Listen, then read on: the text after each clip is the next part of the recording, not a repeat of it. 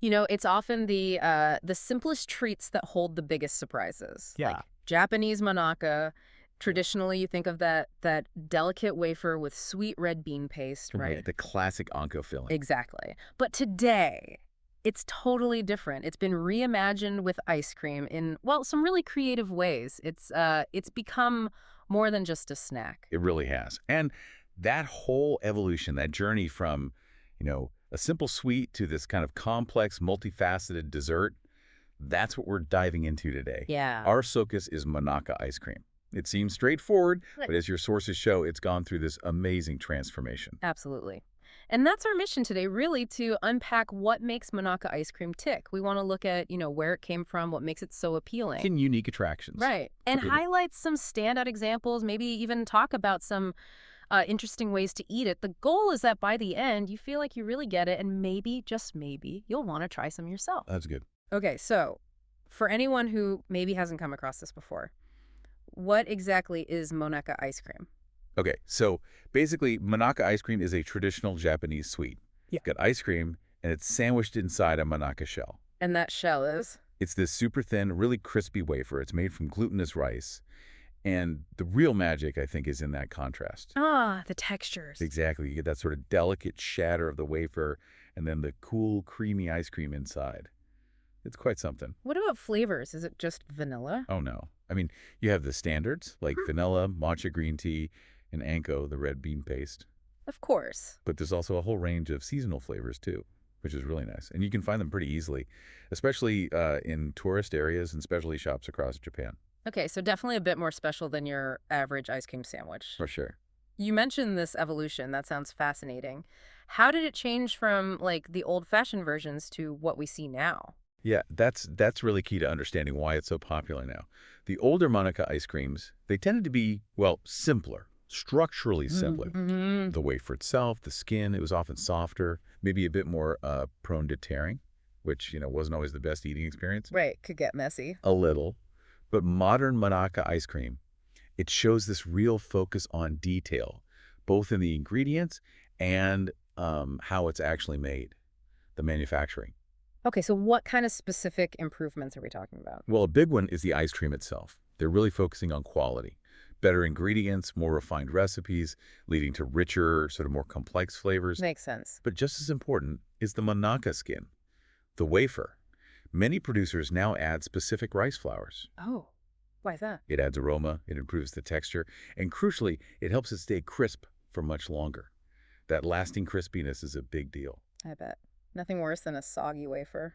Exactly, and you just see a much wider variety now. Premium versions, high-quality ingredients. You find these in specialty shops, sure, but also right there in the convenience stores. It's a pretty big leap from how it used to be. It sounds like they've really polished the whole thing. Now, our sources highlighted 3 sort of key attractions. Let's dig into the first one, this fusion of tradition and innovation. Why is that such a draw? Well, what's really interesting is how it manages to respect that traditional Japanese confectionery form the Monaka, but fills it with something modern and, frankly, universally loved, like ice cream.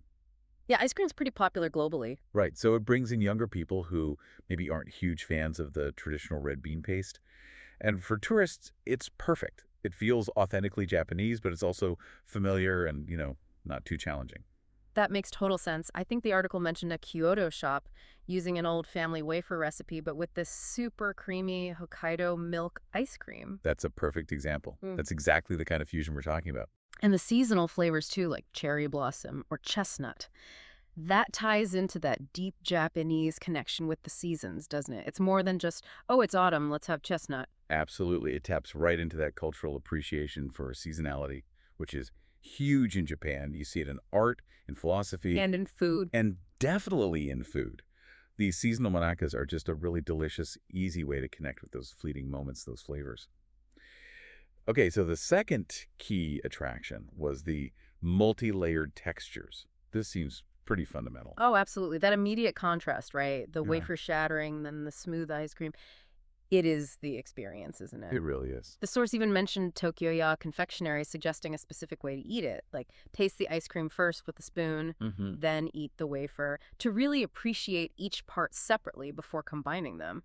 That seems very deliberate. It is. It shows how much thought goes into the whole ritual of eating it. And then you have things like the Nokkyo series. What's that? They use a special rice flour skin that's actually designed to stay crispy, even with temperature changes. Wow, how do they even do that? That balance of crisp and creamy seems tricky to maintain. It is. The innovation in the wafer tech is clearly pretty advanced. And then there's this other idea, baked Monaka ice cream. Baked, like hot? Yeah, served warm, so you get this hot and cold contrast simultaneously. Mm. A totally different sensory thing. Okay, baked Monaka ice cream. I am officially intrigued. That sounds wild. It's definitely pushing the boundaries. All right, so the third key attraction, perfection as a gift. How did it become such a go-to souvenir? Well, with more and more tourists visiting Japan, there's been this growing demand for unique souvenirs, right? Things that taste good and give you a sense of Japanese culture. And Monaka ice cream fits the bill. Perfectly. Oh. And we're seeing this trend towards premiumization, really high-end ingredients being used. Like what? Think ice cream developed under Michelin-starred chef supervision, totally additive-free. Creams with really high milk fat content for extra richness. And even sometimes adding things like gold leaf. Gold leaf on ice cream. Yep, edible gold leaf. It definitely signals special occasion. These aren't your everyday impulse buys. No kidding. Wow. And I guess the packaging has to be pretty special too, right? To make it gift-worthy and, well, easy for travelers. Precisely. The packaging is often really beautiful. Modern takes on traditional Japanese designs. Very stylish. Visually appealing. Exactly. And practical, too. Designed to be easy to carry, easy to eat on the move. It's all part of creating that complete desirable gift experience. A little taste of Japan. Okay, that makes a lot of sense. So we've got the what, the why, the gift angle. Let's get specific. Recommendations. Our sources had some good ones, starting with stuff you can just grab at a convenience store. Right, the easy finds. Yeah. Okay, first up, probably the most famous, Morinaga Chokomorna Monaka Jumbo. Ah, yes, the jumbo. It's a classic. Super crispy skin, vanilla ice cream, and these great layers of crunchy chocolate inside. It's been around forever, beloved, and you can find it pretty much anywhere. A reliable choice. Definitely. Then, a bit more upscale, is the 7 Premium Golden Ice Suzuki Monaka. Okay, 7 Premium Gold, that's their high-end line, right? That's the one. This features a really rich anko, the sweet red bean paste, made with Hokkaido beans, apparently supervised by a proper craftsman. Ooh, fancy. Yeah, and it's mixed with cream. The texture is interesting, moist, a little chewy. The article said it pairs really well with green tea. I can imagine that. And the third convenience store pick was the Fujiya Milky Ice Cream Monaka. Milky, like the candy. Exactly like the candy. That iconic condensed milk flavor. The wafer itself is apparently a bit glutinous, with a hint of condensed milk sauce inside too. And they mentioned a 2025 version coming out that's even creamier, but that one's a 7-Eleven exclusive. Good to know. Okay, those all sound dangerously accessible. They are. Now, what about the more unique, original to Japan ones? These sound like the real treasures. Yeah, this is where you get into the regional specialties, showcasing local ingredients. First, from Yamanashi Prefecture, there's the Tokyo-ya Confectionery Seasonal Monaka Ice Cream. Tokyo-ya, the ones with the two-step eating advice. That's them. They make their own ice cream in-house using local stuff like wazanban sugar. Which is... It's a very fine, high-quality Japanese sugar, kind of delicate. They also use brown sugar, seasonal fruits. The emphasis is really on that super crispy shell and letting you taste the ice cream's nuances first. And they're committed to local ingredients. Very much so. They even offer free toppings like kanako, that's roasted soybean flour, and extra anko. Real artisanal feel. Nice. What else is unique? Okay, next, from Gifu Prefecture, we have the Nakatsugawa Ichino's Japanese Chestnut Monaka Ice Cream. Chestnuts. Sounds autumnal. It is. And they use a lot of local chestnuts, prepared 3 ways. Candied, coarsely chopped, and a flour. All mixed into a white bean paste ice cream. White bean paste ice cream. Interesting base. Yeah. And get this, as the article says, warming the Monaka slightly actually brings out the chestnut flavor even more. Warming it. You warm the ice cream, Monaka. Just slightly, apparently. Enhances the aroma and sweetness. It's a big gift item there. Availability depends on the chestnut harvest, they call it. Fantastic ice cream. Real partnership with local farmers. Chestnut ice cream you can warm up. That is definitely different. Okay, and the last regional one.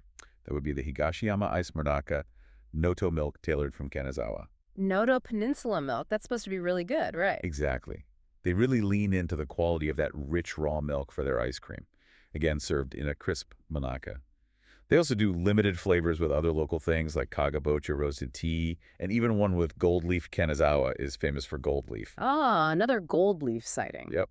And it's designed to be easy to eat while you're strolling through the historic Higashiyama district. Very tourist friendly. The source mentioned a nearby cafe too, Chayu, with other ice creams. But the focus here is really their Monaka.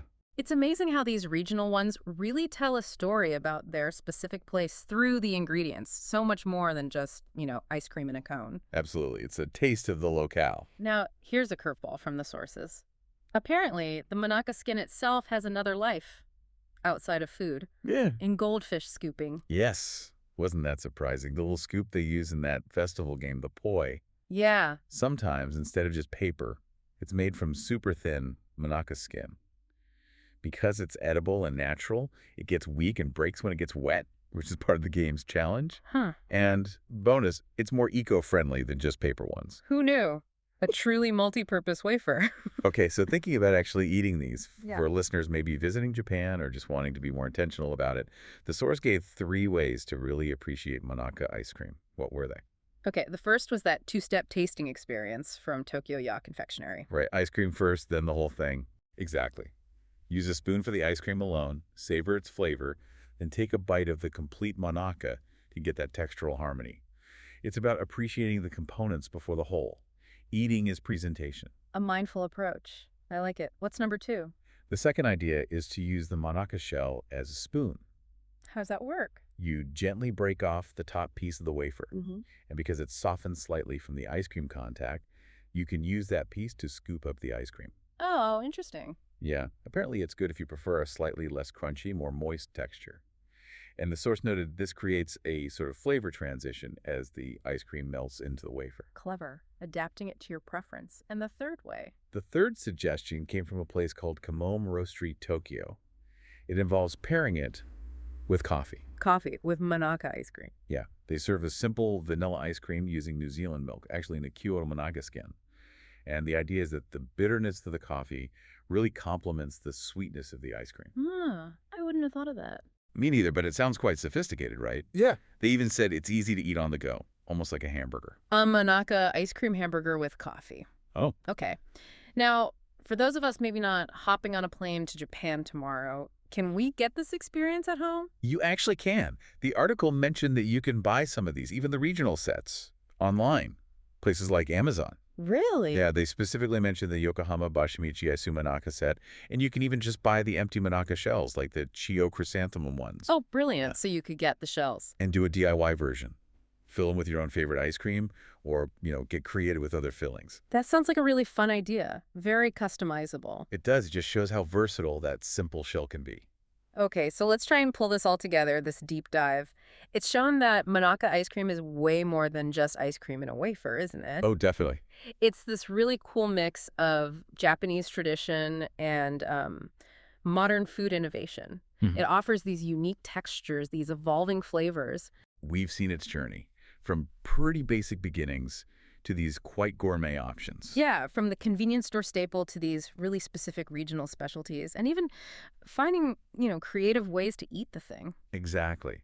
And I think for you listening, whether you just want a tasty, quick treat or you're looking for a real taste of Japanese culture, maybe even a nice gift, Monaka ice cream offers something quite special. That combination of textures, the often surprising flavors, those are the kind of aha food moments we look for, right? Absolutely, those delightful little discoveries. So it makes you think, given how adaptable this Monaka shell is, from bean paste to ice cream, even to being used in a festival game.